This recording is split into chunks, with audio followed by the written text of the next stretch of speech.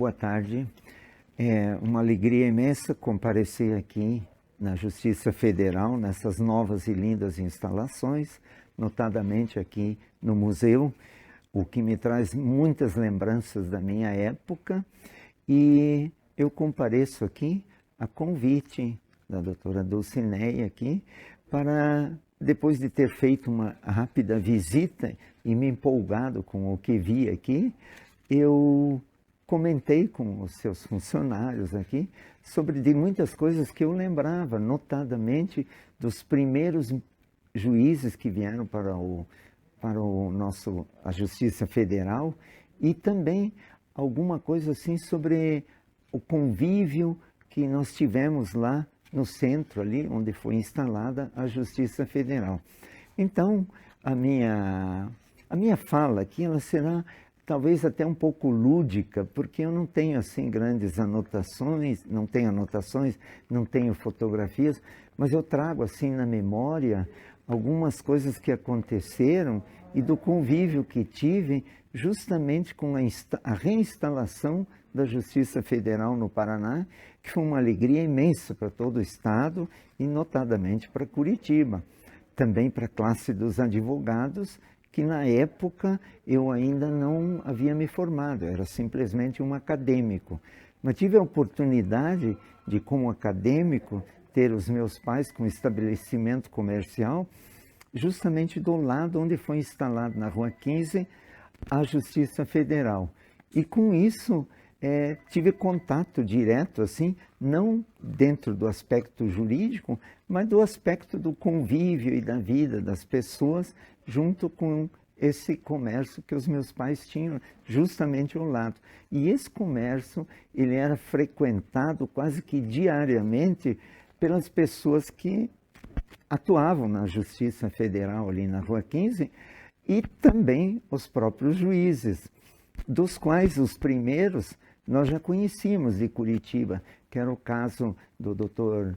Manuel de Oliveira Franco Sobrinho e também do Dr. Lício Bley Vieira, que eram de Curitiba e frequentavam o estabelecimento da minha família, e a gente já tinha um relacionamento. Então, a alegria maior foi quando soubemos que vieram a ser esses os indicados juízes. E foi muito interessante porque a indicação dos primeiros 4 juízes federais aqui para o Paraná, ela foi muito eclética. O primeiro juiz, Dr. Manuel de Oliveira Franco Sobrinho, era jornalista, político e jurista. O segundo indicado foi o Dr. Lício Bley Vieira, que tinha atividade como delegado. O terceiro indicado foi um advogado de Ponta Grossa, Dr. Heraldo Vieira. E o quarto indicado foi um prefeito de uma cidade do interior, que foi até ministro depois, o juiz federal, Dr. Milton Luiz Pereira. Então foi uma escolha eclética, mas ela foi muito brilhante e ela atendeu a nossa comunidade paranaense muito bem. Foram excelentes magistrados e nesse momento, no primeiro momento, quando foi instalada a Justiça Federal, ela ficou no prédio do Tribunal de Justiça, mas por poucos meses, porque não havia instalação ainda, instalações onde colocar. Depois que ela veio lá para a Rua 15, num prédio relativamente, assim, bonito, mas não era suntuoso. Era um prédio da Companhia Sul-América, mas era cercado da Universidade Federal do Paraná, tinha a junta comercial em frente, tinha o prédio dos Correios e Telégrafos. As 2 companhias aéreas, elas também tinham estabelecimento ali, a Varig na Galeria Lustosa e a VASP do outro lado da rua, bem em frente à Justiça Federal. Então era um local assim muito prestigiado pela sociedade de Curitiba, não só do meio jurídico, mas do meio acadêmico e do meio do comércio também, por causa da instalação ali da Associação Comercial do Paraná. E esses magistrados que vieram, eles eram dotados de uma simplicidade talvez do Dr. Milton Luiz Pereira, eu diria de uma simplicidade franciscana. Mas os demais eram muito acessíveis para, encontrando na rua, cumprimentar. Apesar de serem autoridades, assim, elevadas, porque nós estávamos vindo de uma mudança muito significativa no Brasil, que foi em 1964. Foi quando iniciou-se um regime militar, não é? Mas que praticamente em Curitiba não teve absolutas alterações. A sociedade conviveu como aquele regime democrático que já vinha vivendo e assim continuou também. E esses magistrados que vieram para Curitiba, então, foram instaladas duas varas que eu lembro muito bem. E uma delas tratava somente de executivo fiscal. Essas varas não tinham grande movimentação, porque era praticamente administrativo. Eram aquelas execuções do INSS, eram execuções da Fazenda Federal, ou então ações da Caixa Econômica, não é? Mas eram mais administrativas. E a segunda, ela era criminal. Essa sim, essa realmente tinha muito trabalho, porque foram anos de prosperidade do Brasil e muitos avanços também. E com isso também, nós temos uma divisa muito próxima aqui, que é Foz do Iguaçu, e naquela época isso se tornou assim um local atraente, onde as pessoas se dirigiam muito para lá, para conhecer as cataratas, e também faziam as suas comprinhas na divisa, não é? Atravessando a ponte ali. Para o lado da Argentina nem ponte tinha, era uma balsa, mas para o lado de Porto Stroessner ali já havia uma ponte. Então as pessoas associavam a viagem e também para algumas comprinhas, mas tinha um limite e também tinham proibições, não é? E com isso, nós só tínhamos a Justiça Federal em Curitiba. Não tinha Foz do Iguaçu, nem Maringá, foi a única que tinha. Então, tudo o que acontecia no Paraná, ou que acontecia na divisa, era relatado e julgado em processos aqui em Curitiba. E aí que veio assim, então, que deu muito trabalho mesmo e que movimentou ali, foi a parte criminal. Eu lembro muito bem de que naquela época surgiu o videocassete. Era uma coisa que todas as famílias queriam ter para poder passar seus filmes em casa, não é? Mas era um produto que era proibido trazer para o Brasil de forma que não fosse como importação. Mas as pessoas, como o volume era pequeno e não tinha grande valor, então as pessoas às vezes viajavam para lá e traziam isso. Na alfândega, na aduana lá, isso não era muito examinado, mas acontecia que próximo a Campo Largo, agentes da Polícia Federal paralisavam os ônibus e aí acontecia deles encontrarem inúmeros aparelhos de videocassete. Na época também surgiu uma inovação, que era o aparelho do fax. Muita gente nem conheceu isso, porque ele caiu em desuso com o tempo, mas era um telefone pelo qual se passava um documento também, usado como...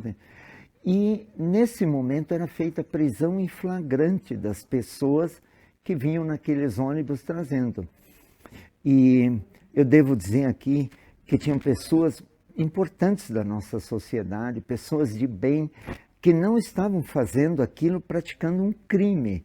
Eles estavam fazendo para atender um bem para sua família, para ter em casa, e de pequeno valor, porque ele não tinha expressivo valor mesmo naquela época.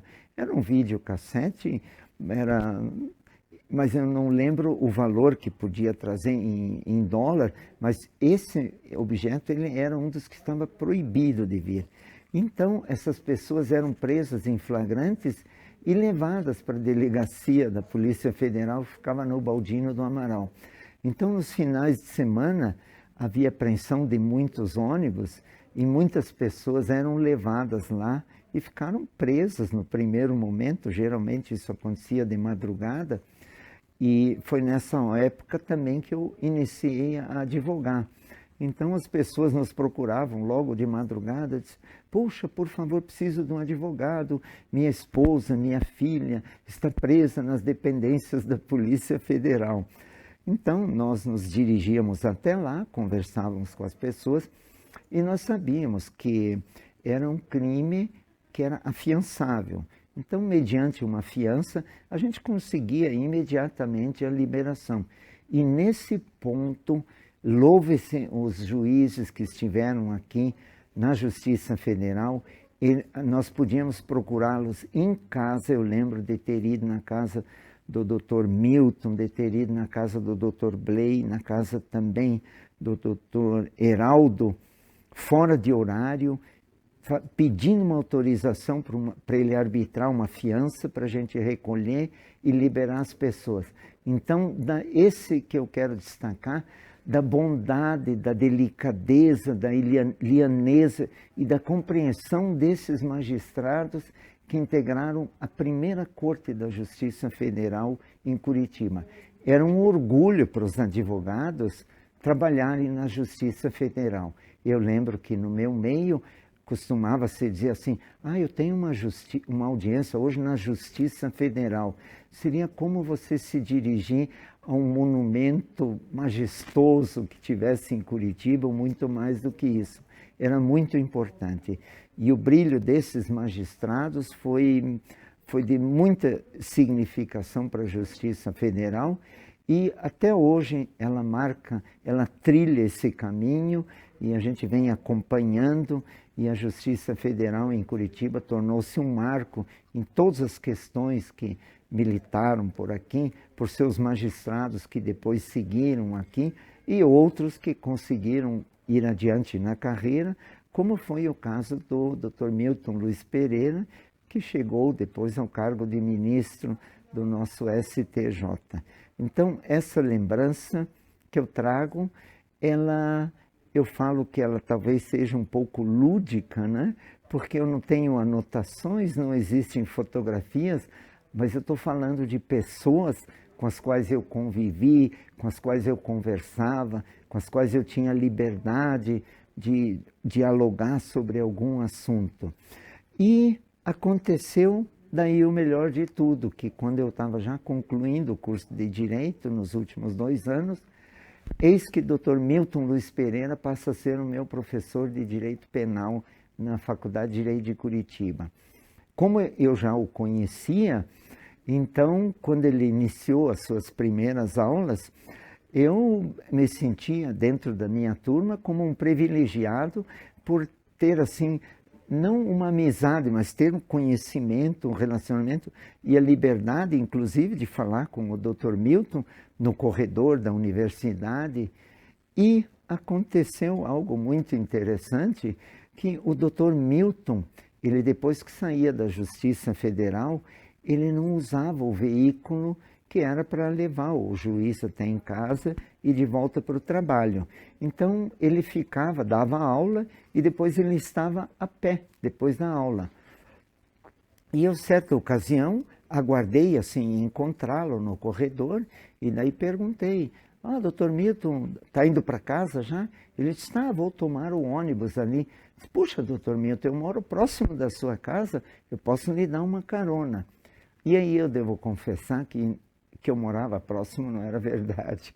Eu morava nas Mercês, mas como eu o conhecia e queria ter a honra e o prazer de levá-lo até em casa no meu carro, e ele, aceito, sim. E então eu tive assim, depois também já formado em Direito, ele por vezes me convocou para ser advogado dativo em questões lá da Justiça Federal. Mas eu tenho que dar um pulo um pouquinho atrás e para voltar a ser mais um pouco lúdico. Quando eu passei aqui em frente às instalações desse museu, eu deparei com a pasta, a mala que o Dr. Milton usava, e eu lembrei como se fosse hoje, vendo o Dr. Milton entrando no meu carro com essa mala em cima do joelho, né? Então, para um acadêmico de direito, depois um novo advogado, ter essa oportunidade, foi algo assim extraordinário. E a simplicidade do Dr. Milton era assim fantástica. Então aprendi muito com ele, também com o Dr. Manuel de Oliveira Franco Sobrinho, também ainda um pouco lúdico. Na época se permitia fumar em todos os estabelecimentos e todos os lugares. E o juiz, inclusive, durante a audiência, podia fumar na sua sala. E era exatamente também o que o Dr. Manuel de Oliveira Franco fazia, com uma pomposa piteira, assim, que ele era muito elegante e era uma pessoa muito... Os filhos dele depois ficaram meus amigos e são meus amigos até hoje. Mas a Justiça Federal foi composta por excelentes pessoas e excelentes magistrados. E quando a gente conversa no nosso meio hoje, então às vezes nós falamos somente em concursos, né? Eu tive a oportunidade de presidir 2 bancas examinadoras, depois no Tribunal de Justiça, e então nós só falamos assim em concurso. Então, quando às vezes eu falava assim, digo, os primeiros juízes foram nomeados. Mas como? Eu digo, sim, foram nomeados pelo seu conteúdo, pela sua lianeza, pela sua competência. Então, um jornalista, um prefeito, um delegado de polícia e um advogado. Sem concurso, mas eles não precisavam, eles tinham o concurso da vida, do conhecimento, do autoconhecimento jurídico também. E isso foi muito brilhante. Então, quando eu passei em frente a esse museu, eu me emocionei quando pude entrar e ver a toga do ministro Milton Luiz Pereira, que muitas vezes vi usando, e tenho algumas coisas que depois eu também posso falar, que aconteceram já dentro da nossa Justiça Federal, naquele prédio, ainda na Rua 15.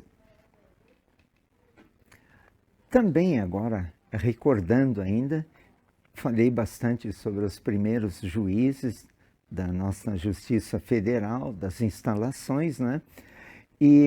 Mas teve algo que teve uma contribuição fantástica para a Justiça Federal, que foram as pessoas que vieram a integrar as secretarias dessa primeira e segunda vara da Justiça Federal.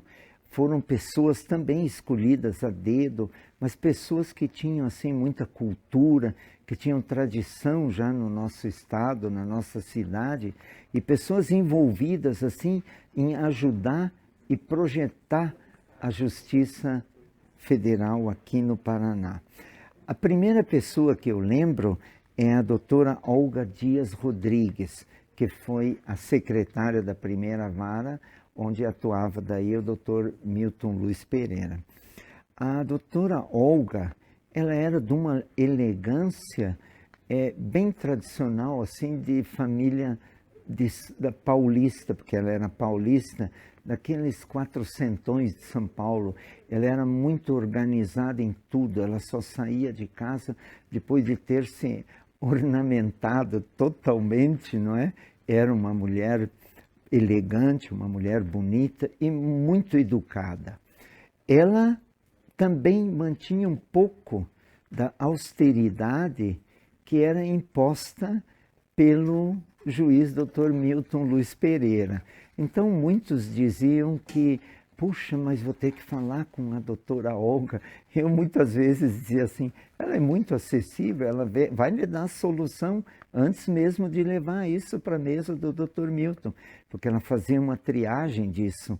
Mas ela era muito educada e ela sabia conduzir isso e ela sabia também separar o que podia ter a necessidade da intervenção do Dr. Milton ou não, que eram às vezes algumas questões internas, administrativas ou até processuais, que ela dizia, não, mas o senhor pode deixar esse memorial que eu vou encaminhar e faço isso, né? Então, ela ajudava muito nisso e essa vara, então, ficou sempre tudo que a gente queria, tinha que procurar por ela e sempre tinha a solução e sempre a melhor. Junto, quando atuava na Justiça Federal, ela representava assim, uma pessoa austera, uma pessoa que impunha quase que um distanciamento entre o advogado que procurava por ela no balcão ou procurava algum contato com o juiz, ela que fazia essa triagem. E a doutora Olga tinha, assim, fora daquilo, era uma pessoa maravilhosa, morava bem próximo do tribunal, na Praça Santos Andrade, morava sozinha. E ela, quando eu conversava com ela, assim, daí determinada vez eu fiquei sabendo que ela é irmã do João Dias, um cantor de boleros, mas muito famoso. E nós estamos falando isso da época em que ele cantava, que era década, acho que de 40, 50, 60, por aí. Quando eu deixar de cantar, quando eu nunca mais gravar meus sambas, minhas canções, quando calar na garganta. E ele era muito famoso. Então, certa ocasião, quando foi falado para o meu pai, disse, nossa, a Olga Dias, ela é irmã do João Dias. Meu pai, mais do que rápido. Nossa, nós temos, não era LP, ainda era um disco, assim, de só uma faixa, né? Cantando boleros, e que era o João Dias. Ele era muito famoso. Era um cantor, como hoje os nossos cantores famosos são, assim, realmente ele tinha muita expressão. Essa era a Olga Dias, e ela, numa das conversas daí, que falou que era irmã do João Dias. E daí a gente ficou admirando mais ela ainda, porque era irmã do famoso cantor. Não era assim bem aquilo que na minha época, ali já estava na época do rock, não é? Quando eu era jovem, né? Mas para os meus pais daí falar que era João Dias, aquilo era, nossa, era um dos ídolos da nossa geração e da nossa época. E ainda, eu tenho um episódio de uma audiência em que eu advoguei para um réu que era de Ponta Grossa. Eu relato isso porque foi uma questão muito interessante e a sábia justiça, da mesma forma como ela condena, ela também absolve. E essa era uma das virtudes dos nossos juízes daqui. Eles não tinham um apego com a condenação, eles tinham um apego com a justiça, que se fizesse o que era certo, não vacilavam em absolver, como também não vacilavam em condenar, mas sempre, talvez por essa formação que tinham, não é? Dr. Milton Luiz Pereira foi um advogado, formou-se em Curitiba, foi para o interior, advogava no interior e em Campo Mourão ele depois foi prefeito. Mas ele não tinha ligações com a magistratura, mas foi um excelente magistrado. E numa dessas ocasiões eu advoguei para um senhor de Ponta Grossa que trabalhava numa empresa americana que era um frigorífico muito grande. E determinada ocasião, oficiais de justiça da Justiça Federal foram para prender uma pessoa nesse frigorífico lá em Ponta Grossa. E esse senhor, ele trabalhava na portaria. A portaria era muito rigorosa, ele tinha instruções de que ninguém podia entrar, porque era uma fábrica de alimentos, era uma empresa muito grande, não é? Tinham muitos funcionários, e ele, quando a pessoa chegou, as pessoas chegaram na portaria, disseram, nós viemos aqui e queremos entrar aí. Ele disse, mas o senhor marcou alguma coisa? O senhor passou pela diretoria para saber? Eu não posso nem deixar entrar. E eles disseram, não, nós vamos entrar sim, e mostraram uma carteirinha assim de que eram policiais, não é? Mas esse senhor, ele não sabia distinguir, nós estamos falando da cidade de Ponta Grossa há 40 anos atrás, ou quase 50, então ele não sabia distinguir, ele disse, não, o senhor não pode entrar aqui, porque eu tenho ordens aqui para não deixar os senhores entrar. Ninguém pode entrar aqui se não tiver autorização da diretoria, então o senhor espere que eu vou comunicar lá e vou interfonar, para saber, tinha um microfone, alguma coisa, com a sede lá, enfim, algum lugar lá, e nisso os policiais perderam a paciência e deram voz de prisão para ele e adentraram lá no recinto e ele acabou sendo preso, não é? Mas logo em seguida também liberado, mas correu o processo criminal aqui em Curitiba. E eu fui advogado de defesa dele, não é? E daí tive a felicidade de conseguir colocar para o juiz a simplicidade daquela pessoa e que ela não estava afrontando a justiça, ela estava cumprindo um dever para o qual ela havia sido contratada e que deve ter acontecido algum desentendimento no momento com os policiais que foram fazer a apreensão e ele, não é? E que daí surgiu isso e daí que surgiu esse processo. Então ele foi ouvido também e lembro que o Dr. Milton Luiz Pereira, presidindo a audiência, não é? Ouviu logo em seguida o Ministério Público que tinha assinado a peça acusatória contra ele e, se eu não me engano, foi a doutora Odília, disse não, diante dos fatos e dos argumentos, a Procuradoria se manifesta no sentido de que o fulano de tal seja absolvido. Imediatamente acolho as razões do Ministério Público e da defesa e absolvam o réu fulano de tal, mas assim, isso me lembrou muito, assim, porque era feita a justiça tanto para condenar como também para absolver. Então são momentos assim muito bonitos da Justiça Federal e sei que ela continua hoje do mesmo jeito que aqueles precursores que iniciaram essa Justiça Federal, conduziram e deram um norte e hoje é isso que a gente tem, graças a Deus, um ambiente bonito. E aqui, esse museu que eu espero que seja preservado aí para muitas e muitas gerações. Depois também lembro do Dr. Milton Pimentel. Dr. Milton Pimentel era uma pessoa também já conhecida em Curitiba, tinha boa formação, era uma pessoa íntegra e também, partindo um pouco para o lúdico, o Dr. Milton Pimentel, ele atuava às vezes como árbitro de futebol do Campeonato Paranaense. Pouca gente sabia disso, né? Então, o Dr. Milton o Dr. Milton Pimentel era muito respeitado dentro das dependências da Justiça Federal, embora não fosse tanto nos campos de futebol, porque como hoje, na época também existia a prática de ofender o árbitro quando ele não apitasse aquilo que o torcedor queria. Mas o Milton sabia levar isso com uma tranquilidade, então foi esse... Por isso que às vezes as pessoas me perguntam, nossa, você tem tanta história da Justiça Federal, mas é que eu convivia ali no meio e naquele espaço que era reservado ali, e também por causa do estabelecimento dos meus pais, que todos frequentavam.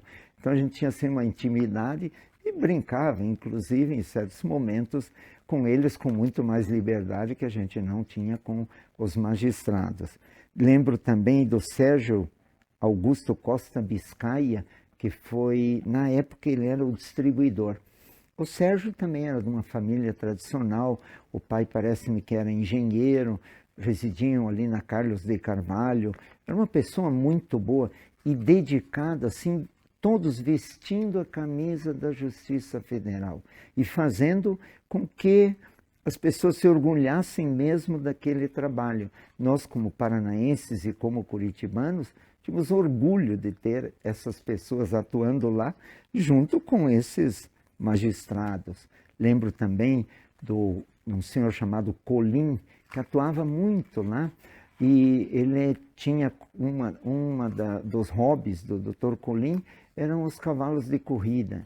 Então, a gente encontrava e nós falávamos muito sobre as corridas de cavalo do Jockey Club, que na época, nessa década, eram muito finas, muito elegantes. A frequência no Jockey Club era de terno e gravata, era algo assim, era uma festa da cidade, não é?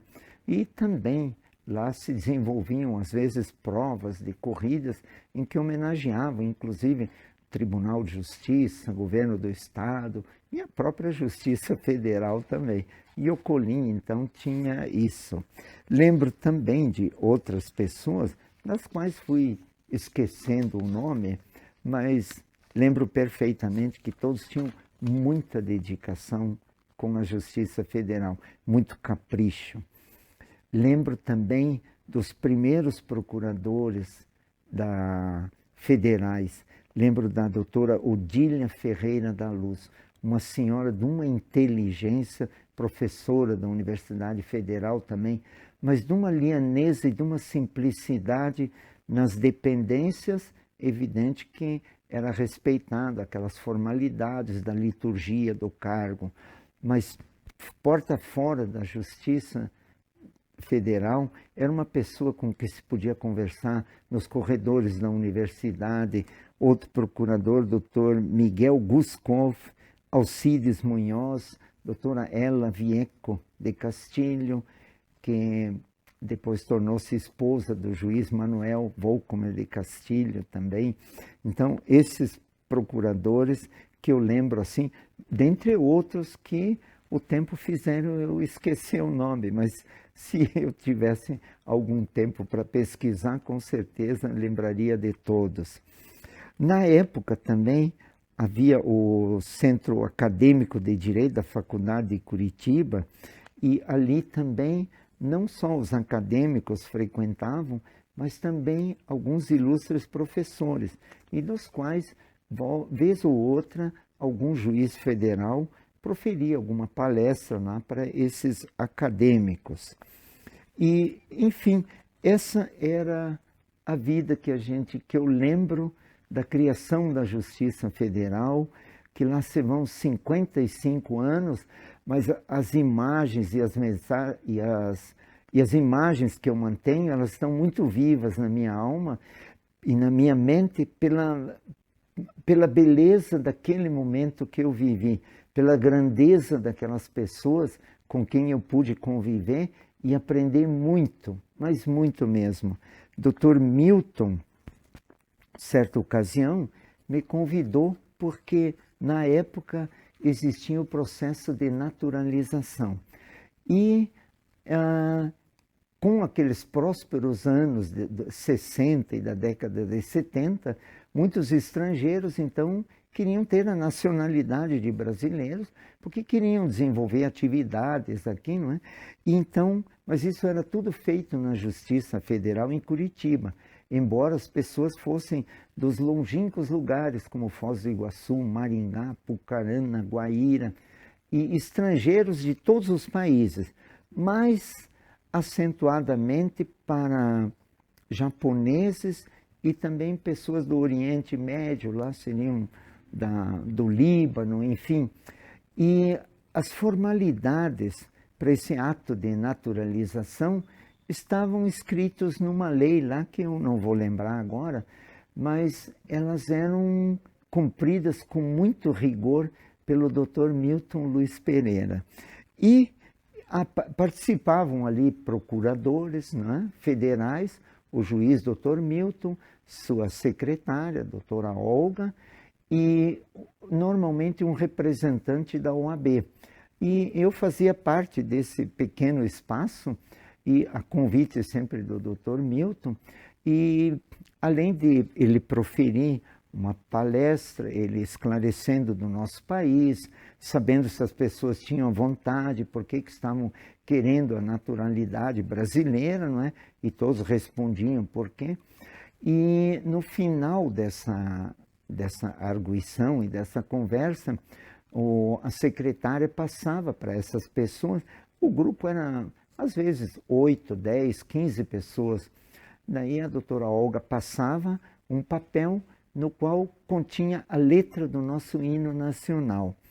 E o Dr. Milton, então, o secretário, então, o Dr. Milton autorizava, e num pequeno toca-discos a um lado era colocado o disco executando o hino nacional, somente orquestrado. E as pessoas, então, com aquele papel, liam aquele papel cantando o hino nacional. Então, que me perdoem todos, mas era muito difícil japoneses que mal falavam português, sírios, libaneses também, que mal conheciam o nosso idioma, ter um papel e cantar o hino nacional. Mas eu presenciava aquilo e aquilo fazia parte, era uma das formalidades. Mas depois de algumas vezes eu, com um pouco mais de liberdade, me dirigi ao Dr. Milton e disse, mas Dr. Milton, eu acho que trazer essas pessoas para cantarem o hino nacional eles não pronunciam direito, eles não entendem direito. Eu acho que fica tão feio, acompanhava assim, porque eles traziam aquele sotaque do país de origem e era muito diferente. A doutor Milton daí me admoestou, disse assim, doutor Guido, essas são as formalidades, isso faz parte da liturgia do ato que nós estamos praticando aqui na Justiça Federal. E é assim que tem que ser.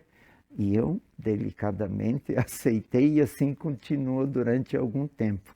Mas quem hoje pode estar assistindo esse meu depoimento de antigamente, vai lembrar que hoje já não se pratica mais isso. É executado o hino nacional ainda, não é? Mas não há aquela obrigatoriedade das pessoas, os estrangeiros, para se naturalizarem, então cantar o hino nacional. Mas ali foi um dos momentos em que eu senti a força e aquela energia da autoridade do magistrado que diz, não, nós temos que cumprir a lei, isso está dentro da liturgia do que deve ser uma audiência de naturalização.